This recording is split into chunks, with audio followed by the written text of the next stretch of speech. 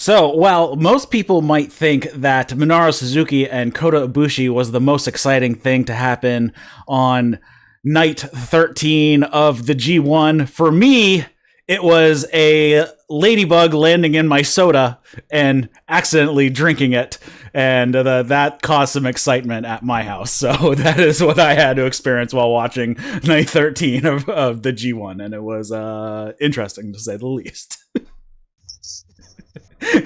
You had no idea I was starting off with that one. I did not know that this story was coming. Oh my god, I am so fried, man. So we're not going to talk ahead. We're on night 13 and 14, but as we are recording this, the finals start in 7 hours. Yeah. So we recorded the podcast on night 11 and 12 last night. I watched the A block finals. And then I immediately, like, right when I finished, it was time for the B block finals to start live. So I watched the B block finals, and then I slept for like 3 hours, and then I've been up catching up on, like, I'm like weeks behind on WWE TV because of the G1. So that's what I've been doing today, and my freaking brain hurts. So yeah, let's talk about New Japan. All right, cool. So yeah, well then it looks like we'll be able to bang this out. We'll cover 13-14 tonight, 15-16 tomorrow. Well, actually, we'll talk about that. Maybe we'll cover 15-16 and 17 tomorrow, and then yeah, I don't know. We'll figure it out. So we are starting off here at night 13. This was October 10th, 2020 in Osaka. Starting off with Yota Tsuji and Yuya Uemura. And Uemura actually targets Tsuji's arm, and that was pretty much the story of this match. Tsuji puts on the Boston Crab at one point, and he actually has to release the leg from his left arm that had been being worked over. He actually tucked the other leg under his right arm, so he was actually doing almost like a sharpshooter, just without the legs crossed, just tucking it under his right arm. Uemura finishes off Tsuji with the double underhook overhead suplex with a bridge to get the pin. Young Lions continue not to disappoint at all. Yeah, Uemura has a finishing move now. It has a name and everything. That double arm overhook suplex is called Kaneki. I believe it Kanneki. It means something like growth. So yeah, good for Uemura. Has not only has a finishing move, but it has a name. These Young Lions, men, have shown such incredible growth over this series. This was another really, really good wrestling match between Uemura and Tsuji. Like, every combination of these guys is great. We've been raving about it. This is the 13th in a row, one of these matches that we've just talked about how good it was. And yeah, this was another one, and I just can't wait to see, man. We need to hopefully we'll get this COVID deal under control and the world to get back to normal. Because these guys need to go on excursion. And yeah, we talk about it every episode, man. These Young Lions are going to be so good so soon.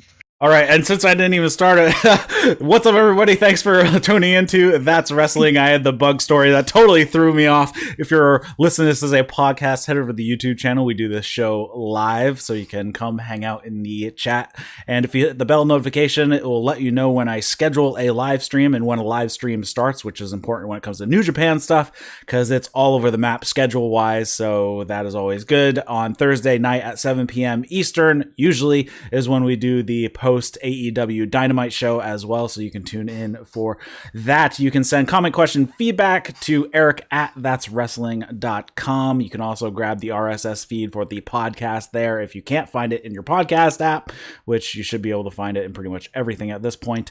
And there's also a Discord you can come hang out with. Link is in the show notes in the description. And there is also, if you want to head over to iTunes, give us a review. It really helps us in the search results, since iTunes tends to be the heaviest one. Though I should probably re-look at the stats and see what else are my biggest downloads. Alexa was the biggest, Alexa Play, and then suddenly it disappeared. So I don't know if Alexa Play no longer does podcasts anymore or something. I don't know what happened over there. Or is just us. I don't know. All right. So, and I have Trae Wisecarver with me. So we move on to the first block match of the night. We are in A block. Jeff Cobb versus Tomohiro Ishii. This match was awesome, and this was definitely the best Jeff Cobb match up to this point. And it basically went down how you thought it would go with these two guys. It was basically a giant hoss fight. They exchange a bunch of different suplexes, like, here, let me show you this one type of deal, because it was a different one each time between the two of them. Tons of strikes. They do some power moves on each other. Jeff Cobb tosses Ishii like halfway across the ring at one point. Ishii escapes a Tour of the Islands and hits a Enziguri, and we have a double down near the end of the match. Ishii hits a dragon suplex and then turns Cobb inside out with a lariat for a 2 count, and then they just start throwing bombs, and then they do a double headbutt and both go down, and then Cobb hits a pop-up power bomb and then just pulls Ishii right up off the floor into Tour of the Islands and gets the victory. This was a pretty awesome match, and man, Jeff Cobb is super powerful, though Ishii is actually a little smaller than he appears, so he can toss him around a little bit. Yeah, so I wrote here that I'm not sure if this counts as a hoss fight, because these guys are both kind of more in that fire plug category. But it was a battle between two brick shithouses. Like, just absolutely vicious, man. The suplexes, man. Cobb with an awesome capture suplex about 3 minutes in. They did a pop-up powerbomb into the Tour of the Islands for the finish that was so freaking sweet.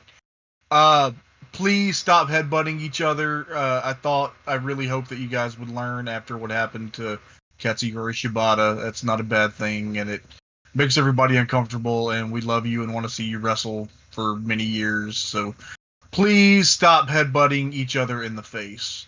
Cobb came in 0-3 against Ishii. I think they wrestled in London, New Orleans, and Tokyo, and now here in Osaka, Cobb finally gets his first win against Tomohiro Ishii.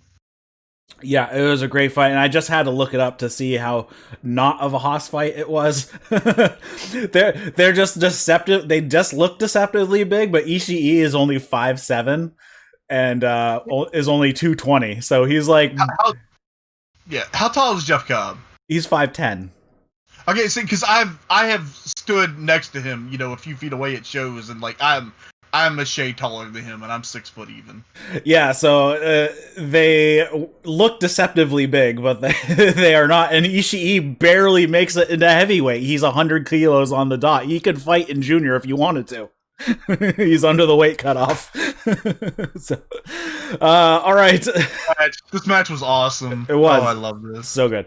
Then we move on to Jay White versus Yujiro Takahashi. I love this match for what it was. It was great. So Jay White comes out in street clothes with Goto, and he's expecting, he's basically the leader of Bullet Club. He expects Yujiro to lay down. They agreed onto it in the back, and then Yujiro lays down, and then Jay White goes to cover, and he keeps like letting himself up after one, and then finally he does do the cover, but Yujiro kicks out, and he basically tells Jay White, I'm just kidding, I'm just messing with you. So he lays down again, and then kicks out once again, and then Jay White goes over to Goto and be like, didn't we talk about this? Didn't we talk about him and tell him what he needed to do, blah, blah, blah, and then Yujiro attacks from behind. He gets in some offense for a bit, but then Jay White Yujiro hits a low blow for a 2 count, but then Goto distracts the ref. White hits a low blow of his own, and then Blade Runner and gets the win. I thought this was a pretty entertaining way to do this match. Yeah, I like this, for what it was. Jay coming out in warm-up gear is kind of an insult to Yujiro. I think, and I actually wrote here, and part of this may change, I still think that there is a significant faction shakeup coming, and my original thought here was that I think Yujiro is going to end up in Evil's group. And I think that Evil's going to be launching his own group. So now it could be there could be different things happening. There is a faction shakeup coming soon, but I do predict that Yujiro is not long for Bullet Club. Yeah, I'm curious how that goes down, because every night we end up getting one little tiny more, piece of the story to see how it's going to move along. So this has been such an interesting tournament in so many ways. Yeah. All right, then we have Taichi versus Will Osprey. Again, another really good match. They start off slow until they finally move to the outside. Taichi hits Osprey with the ring bell hammer right in front of the ref. Last time, at least, he kind of pushed the ref, so he at least made some sort of distraction. He chokes Osprey with the hammer handle and then pushes the ref down, hits Osprey again, chokes him with the camera cable at ringside, and then back into the ring, he just chokes Osprey with his hand. Osprey makes a comeback, hits the Sasuke special, and then they have a striking exchange.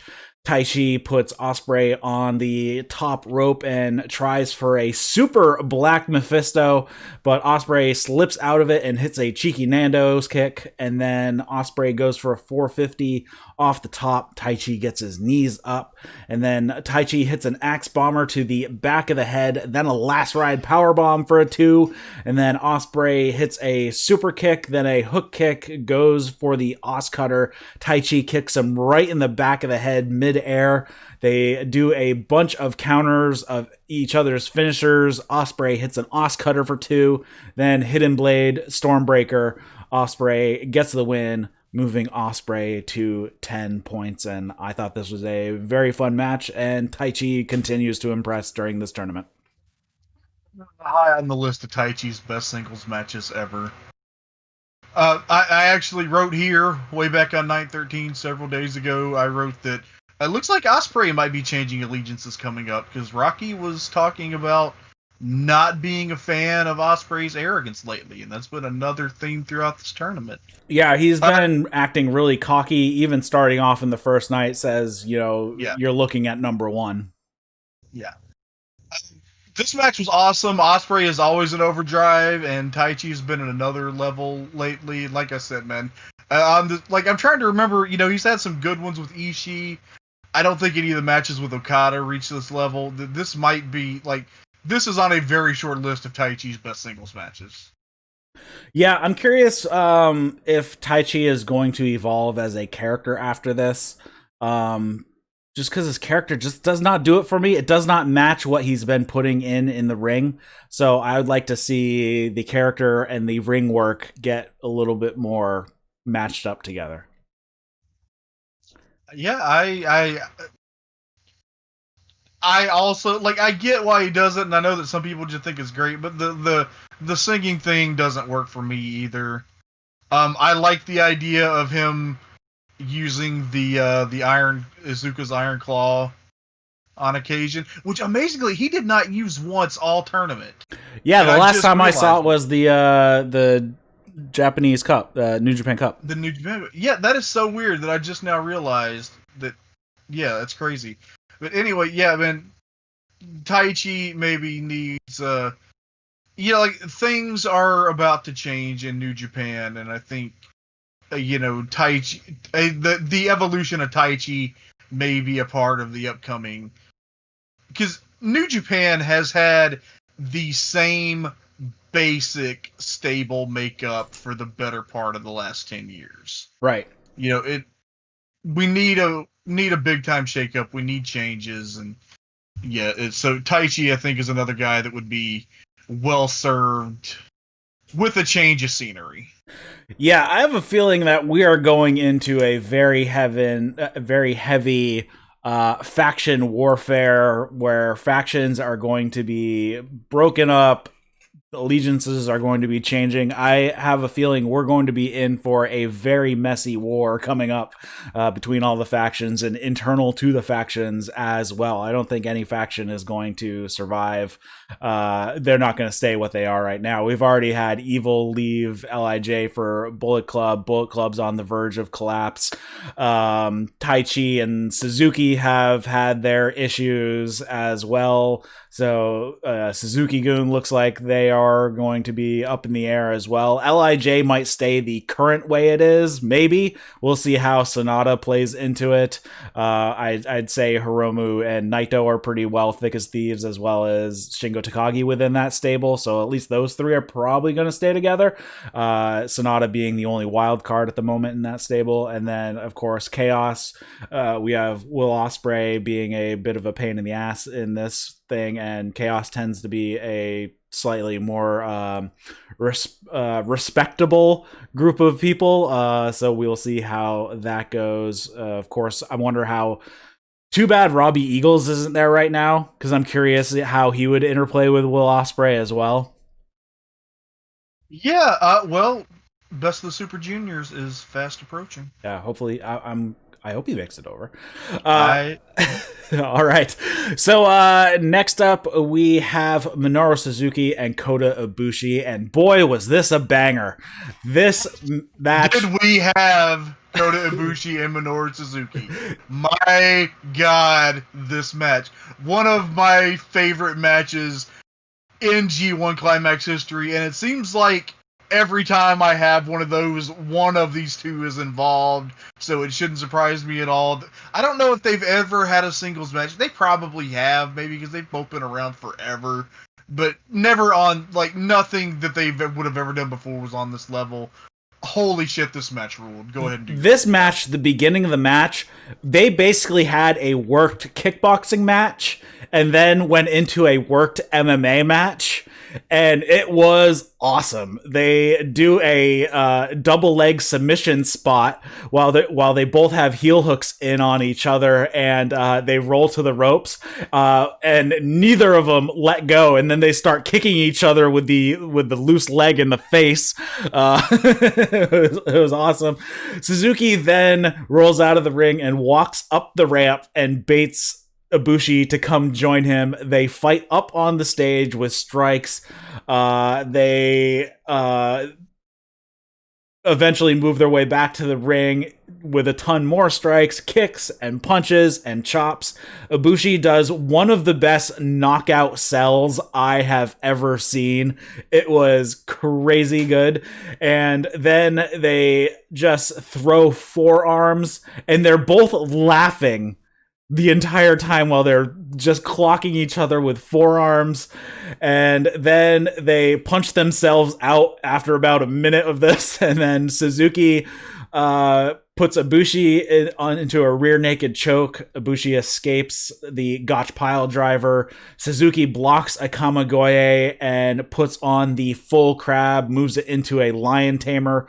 Ibushi fights out of it, hits a high knee, and then hits a jumping V trigger, and then Kamigoye gets the win. Suzuki still has a smile on his face, even though he was like completely knocked out and was loopy, kayfabe wise, of course. Is Kota Ibushi the best at every style of wrestling? It's amazing. They started with a technical striking battle that was so freaking good. And then, so Suzuki, he tries to stick with his bread and butter and tries to ground the greatest flying wrestler on earth. And I said that carefully on purpose. Not just a flyer, a flying wrestler. Okay, we learned in this match, Ibushi is not helpless on the mat, even against Minoru Suzuki. And then they go to, at 6 minutes, Suzuki wants to fight outside. He marches all the way up the ramp, and Ibushi's just got that zombie no back down thing, and they just beat the ever-loving shit out of each other. Suzuki blocks something and turns it into a rolling half crab, so happy 30th anniversary, Lance Storm. And then, Rocky Romero coined the term stubborn style to describe this match, which I love. I'd buy that on a t-shirt. And Suzuki knocked out by the Kamigoye with a smile on his face. This match was beautiful. Yeah, so this moves Kota Ibushi up to 10 points, leaving Minoru Suzuki at 6 points after this match. And after this night, we will now have a 4-way tie with 10 points by the time the night is over. So still A block jumbled up all the way here to the end of it, and being a really tight race here. And then we move on to Kazuchika Okada versus Shingo Takagi. Again, a really good match, and actually the ending was excellent. What's up? Okay, may I need to do something here before you recap this match. Okay, the announcers gave me an explanation that I can accept for why Okada keeps trying to force the money clip or to squeak out wins with cradles. Okay, he's the greatest of all time. He's won multiple New Japan Cups and G1s and the greatest IWGP heavyweight champion of all time several times over. And I swear to God, I wrote this down like 6 days before Chris Charlton used the same line on the A-Block finals, and Alexander wept for there were no more worlds to conquer. So winning with the Rainmaker leaves no challenge for Okada. He's bored. So using the money clip or using cradles is just trying to make it interesting for himself, because winning the G1 Climax again, main eventing Wrestle Kingdom again, like, you know, why? What makes it special? So yeah, shout out to Rocky and Kevin for explaining this dumb money clip thing in a way that just further makes Okada look like the greatest of all kind. Okada, like, I feel this weird kinship to Okada because like he's roughly my age, we're like 3 months apart, and he's just, so he's me if I was actually as good as my ego. All right, so Shingo Takagi versus Okada, and they start off slow. Eventually, Shingo starts attacking the body, targeting the lower back that has been bothering Okada. Okada hasn't been using tape on his back the past couple of nights as a concealment for the injury. A lot of back and forth. Okada hits a draping DDT using the apron to the floor. Shingo gets out of a money clip attempt early with a Noshigami, and then hits a wheelbarrow deadlift German suplex, which was just insane.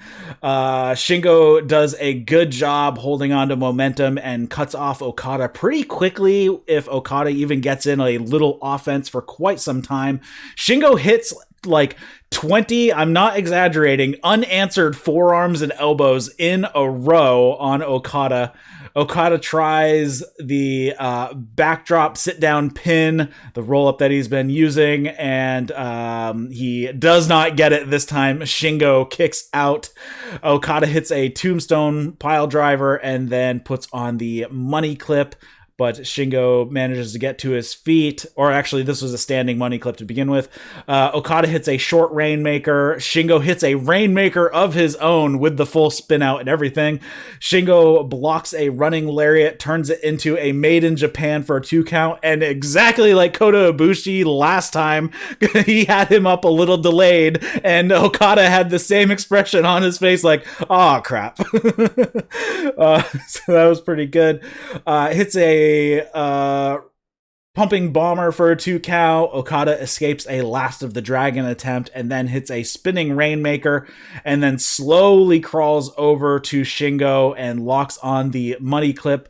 Shingo tries to break the grip and he stands, but Okada gives him the backcracker that he's been using while in the money clip, and then just sinks the money clip back on once again. And Shingo just fights and fights, and his eyes go wide, and then he passes out and the ref has to stop it. Shingo did the best sell of the money clip here, and just how he did it. There was a couple times his eyes just went like really wide. I'm like, oh, he's about to go. And then he finally, in the end, he just had really wide eyes and then just went to sleep. Really good. And even after the match, while the young lions came in to put ice on his neck or whatever, he was actually convulsing a little bit, if you didn't notice that, to give it a little bit more that he was out. And you know that when you're coming to, you kind of have that jerking awake sensation, and so he was even doing it there as well. So great job on the sell of the money clip. you seen Okada and Ishii yet? Just yes or no? No, I'm almost there. That was the next match that I was about to watch. Better is all I'm gonna say. This match ruled so hard. The time just flew by. Kevin Kelly mentioned the 15-minute call, and I was like, "Holy shit! It's been 15 minutes." That near fall with the cradle that Okada had won his last two matches with was so good. Like just setting that up and doing it as a false finish in this match just made him beating Suzuki and Cobb with it so much better. Again, Okada's like hitting Rainmaker variations, the spinny one, and the whatever, but he's not doing the full on Rainmaker, and he's not going for wins with it. The Made in Japan near fall was incredible. Shingo, doesn't have the best points total, but wrestling the people that he's wrestled in this tournament, and he was great last year too. But I think in this year, because he was, he wrestled Okada and he wrestled Ibushi, that like he really showed that he belongs among the best in the world. Yeah, I mean, he's had so many good matches in this G1 last year as well. Best of the Super Juniors last year was just amazing, that run. And I love watching his work. He is, of course, one of the smaller guys in the tournament as well. He doesn't even make it up to technically the heavyweight cutoff, or I guess he's still technically in the junior heavyweight weight class. And Okada has like 5 inches on him as well. So yeah, he was always, and I watched him about like 10 or 12 years ago, like 13, 14 years ago when he was in Ring of Honor and working US Indies. So like I always knew that Shingo was pretty awesome. But this he was always kind of in that, like, he was a power junior, and now he is a small power heavyweight. It's like really ridiculous, but it works brilliantly well, and he's so good. Right, I mean, he's a little taller than Ishii and only weighs like 8 pounds less than Ishii. So yeah, it's these guys are deceptively. They look bigger than they actually are, but it works out, and he just does some awesome matches. This one went 27-45. So this was a long match between the two of them. Yeah, it flew by. Like, I didn't even realize it was 27-45 until I just looked at it right now. I knew it was over 20. I didn't know it was almost to the 30-minute mark. That was crazy. That's awesome. Yeah. Night 13 was amazing. Excellent matches, all of them, and even the JY Yujiro was at least entertaining, even though it was a 3-minute of a nothing match, but still entertaining nonetheless. So yeah, excellent card, and yeah, continues to be a great G1. So we move on to night 14, October 11th, 2020, and I don't know how to say the name of the place. Is it H-I or H-I or Achi? Nagoya. Was it the city is Nagoya, the prefecture is Aichi. Aichi. The Aichi Prefectural Gymnasium, which is now known as the Dolphins Arena in Nagoya, Japan. All right, so we start off the night with Yota Tsuji and Gabriel Kidd, and they give us the totals for the unofficial C block as well. So after this match, I'll give those, and I thought this was a really fun match. Tsuji pulled out the stump puller submission that I have not seen in 20 years.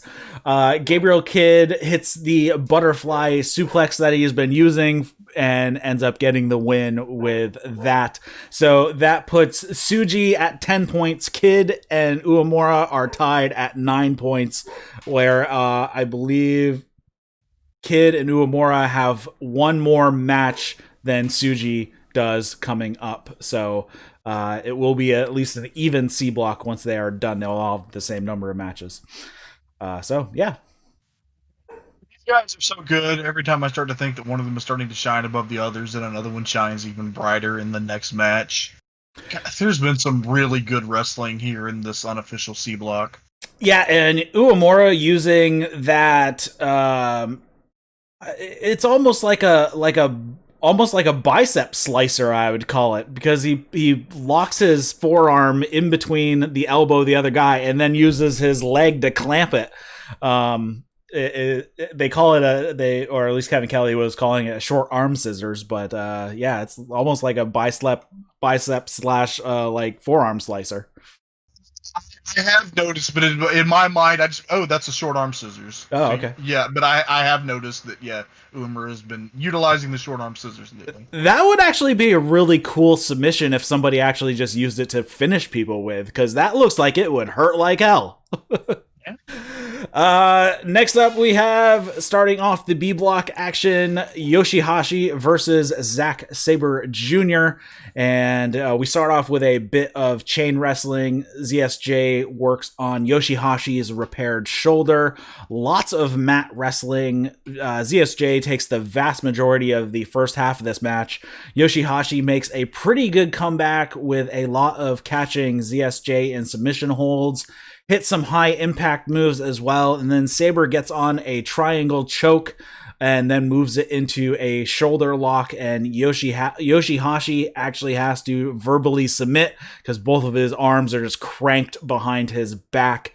So after this match, Yoshi-Hashi still at 2 points, so he's been eliminated. Well, he was eliminated the previous show anyways. And ZSJ stays alive, moving to 8 points.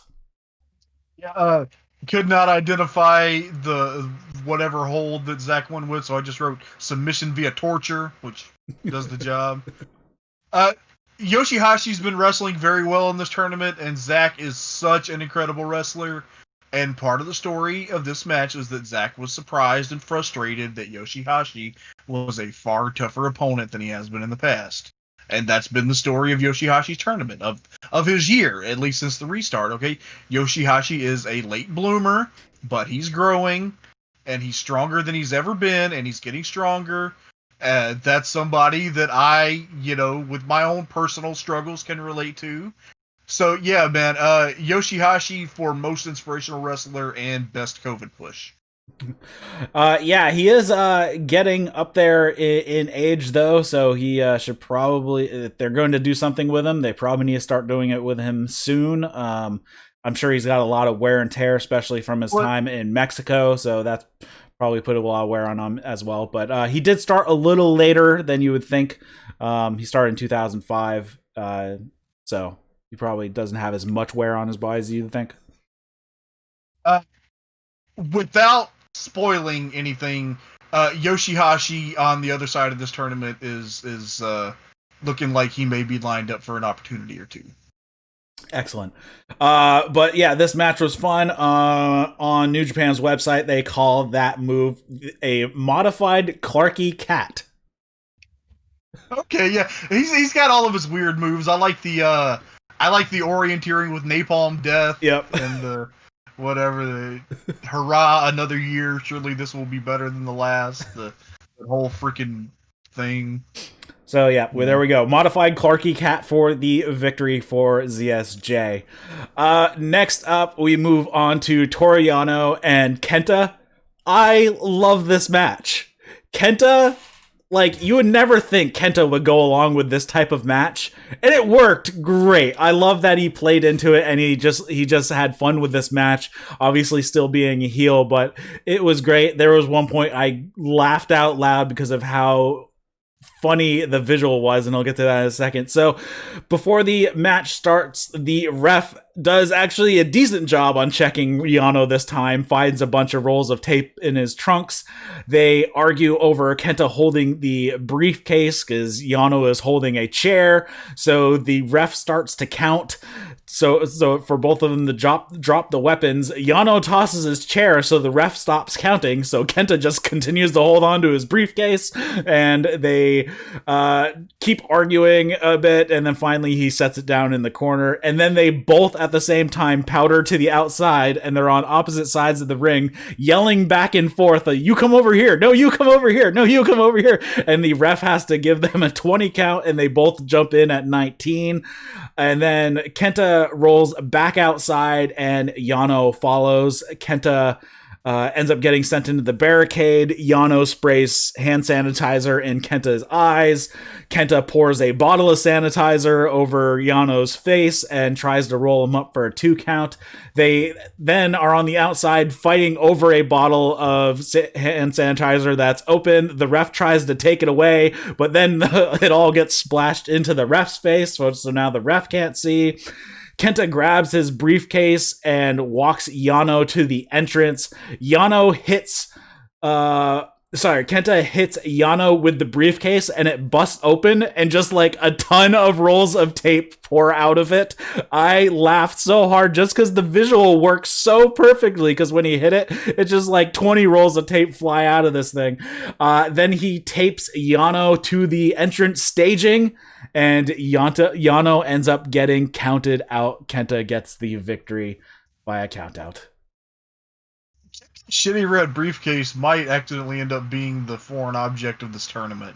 The explosion of tape going flying when he swung it was just hilarious. Between the tape explosion and the Tanahashi dent, the shitty red briefcase is growing on me. I wish that they would have. I wish that they hadn't wasted 9 minutes of my life to get to that finish. I wish they could have maybe done it in like 4. But the announcers were funny with the finish, though, at least. Yeah.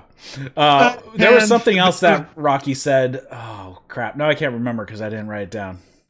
And this was when I made my note that Yano was eliminated. That is the end of Yano. Actually, so he's eliminated, and Kenta, even though he won, is still eliminated. They both have 6 points after this match, so they are both out of the running at this point. Then we move on to Juice Robinson versus Sanada. Again, I thought this is a really good match. Back and forth. Juice avoids a TKO coming later in the match here. Sanada avoids a juice box. Sanada puts Juice in the Paradise Lock, and he drop kicks him. Juice eventually hits a cannonball in the corner, hits a superplex, then a jackhammer, which has a new name, but I did not write it down. Did you catch it? Joliet jackhammer? Yeah, the Joliet jackhammer, I think is what they called it. Juice catches Sanada when he went for a Rana, but Juice hits a power bomb. Juice goes for pulp friction. Sanada turns it into skull end. Juice gets out. They fight back and forth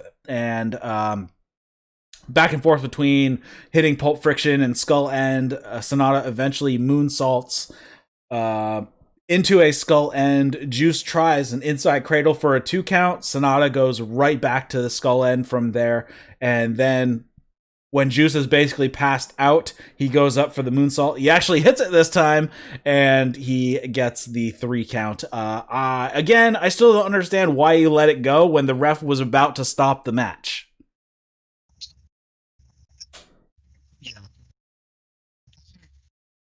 Sanada, yeah, get your shit together, man. I know you look. I'm a man who enjoys a good moonsault, but don't let go of your hold for no reason.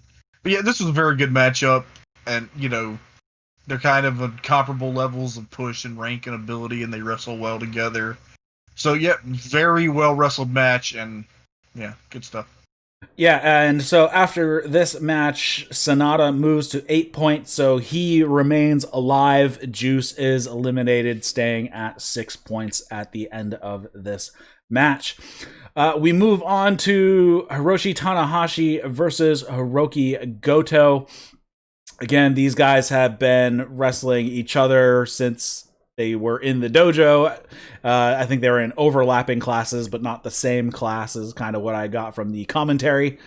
Yeah, I think Tanahashi debuted in 99, and I think Goto in 02. Yeah. So there would have been some overlap. Yeah, and I've been watching these guys. Like, I remember them having great matches going back, more than a decade. And yeah, Tanahashi came into this 10-1-1 against Goto in singles matches. So they start off working a bunch of holds, a little bit of mat wrestling. Tanahashi starts working some leg locks. Goto tries to make a comeback, but Tanahashi catches a kick and hits a dragon screw leg whip, and he just starts working over the knee. So now Goto not only is working with a bad shoulder, but now he has a jacked up wheel as well. And Tanahashi hits a bunch of dragon screws and then tries the clover leaf. I love how Rocky said that this was just a test of how far along, how much further he has to go. He put on the clothes. He wasn't expecting to get this mission. He just wanted to see how far he was on beating down Goto. So interesting here. So Goto gets to the ropes before he can lock it in. Even Tanahashi drop kicks the knee, and then Goto hits a Ushigoroshi, and he does it right across his bad knee. So he's like, oh, that was a dumb move. And they start to throw hands. They hit like 30 shots apiece until Goto brings it to an end with a lariat. They fight over a suplex, and Tanahashi hits a twist and shout, then a sling blade. They fight up onto the top rope until Goto hits a super Ushigoroshi, which was insane. I don't think I've ever seen that happen before. And Goto, of course, screws up his own knee in the process. He crawls over to make the cover and only gets a 2 count, but they fight back and forth just a little bit longer until Goto hits a GTR and improves his record to 10-2-1 against Tanahashi, gets the victory here. And unfortunately, he is still... actually, that keeps Goto's hopes alive at the end of this. He moves to 8 points, and Tanahashi is now eliminated at this point. Man, it's... I when we accidentally got off topic yesterday, and I started talking about how much I love the Tanahashi story in a way, and like I do love it, but it is a sad story because, I've watched the Tanahashi since he was I wasn't there from the very beginning, but like he was still he was just out of being a young lion when I started watching New Japan. So I've watched him turn into the ace, and it's sad to see that this tournament that he's gone into a new role as the gatekeeper. And more than once in this tournament, I've gone into matches with Tanahashi going, okay, if X can't beat this Tanahashi, then there's no way he's a top guy. Kevin Kelly said on one of these shows, Tanahashi, it's very strange. He's a gatekeeper now. He is no longer what lies beyond the gate. Yeah, I mean, he is his body is letting him down at this point. I don't know how much longer his legs are going to be, his knees specifically, are going to allow him to do this anyways. I saw him back in October live, and boy, it looked painful just watching him hit the ropes sometimes. So yeah, it's I don't know how much unfortunately I don't know how much longer his body is going to allow him to continue to move. I think about it all the time with Tanahashi, and I've thought about it really hard during the Tanahashi Sanada match that we'll talk about tomorrow. In 2016, I was in Dallas for WrestleMania, and I was leaving the WrestleCon hotel as the Great Muta was coming in. And you could tell, like, I have never seen someone with such battered, destroyed knees in my life. And I just think of that every time I see Tanahashi anymore. Yeah, he's gonna be going for some double knee replacement once he retires. Hopefully once he does that, he does not wrestle on the repaired knees and just like totally trashes those. So, but yeah, it's just how it goes when you're getting up there. What is he, 42 at this point? I think somewhere around there. So yeah. And of course, New Japan isn't exactly the lightest of schedule or style to be working for 20 years. That's why Nakamura moved to Florida. Right. The warm weather keeps his joints limber, I bet. I bet that's probably nice too. Then we move on to the final match of the evening, and Kevin Kelly voiced exactly what I said on last night's show, is that the wins Evil has gotten because of Dick Togo have pretty much tainted everything that he has done, and it is getting so damn old at this point, and continues to be the case. So we start this match off. Naito goes to working on the neck. This has actually been a little bit of a strategy that he has been using throughout the G1 this time, kind of working on the neck to soften people up for the Destino. Of course, Evil pulls the ref at one point. Dick Togo trips Naito, pulls him to the outside, runs him into the barricade. Evil comes to the outside, makes a pile of chairs, does a drop toe hold into them, hitting Naito into them. Togo pulls the ref again. Evil hangs a chair around the neck of Naito, hits it with another chair. It's like I've seen this match 100 times at this point. He goes inside, undoes a turnbuckle pad. So basically, all of these spots I have seen at least 3 times during this G1. It's getting really damn old. This is getting repetitive, is actually exactly what I wrote right here in the next sentence. And then I actually wrote, this is actually starting to make me think a little less of Evil as a worker. Not even just as, like, it's so repetitive. It's like, come up with at least some creative ways to cheat and not the same thing every night. Evil runs Naito into the exposed turnbuckle. Naito goes down from a chop, but moves out of the way of Evil's senton, and they double down at this point, probably somewhere around the 10-minute mark at this point. Naito hits a drop kick to the back of the neck to a sitting Evil, and then does his sweep wrecking ball drop kick combo in the corner, and then he gives Dick Togo a drop kick for good measure to take him out of the action for a little bit. He gives Evil a neck breaker and goes on to attacking the neck. He does kind of that. He basically does the full Nelson, but with his legs. It's basically like a crucifix type of submission type of deal, because you're basically pulling their legs, their arms backwards. Naito comes back with a head scissors. Dick Togo comes in to distract, but Naito sends Evil into Dick Togo, and then goes back to the head scissors once again. Evil blocks the swinging DDT. Actually, I wasn't even sure if this was a botch or if it was meant to happen, because Naito went to go do the swinging DDT. He usually gets his foot up onto the top rope to use as the swing. He missed the rope, so I'm not sure if he purposely missed the rope or if that was an accident and they just kept going with it.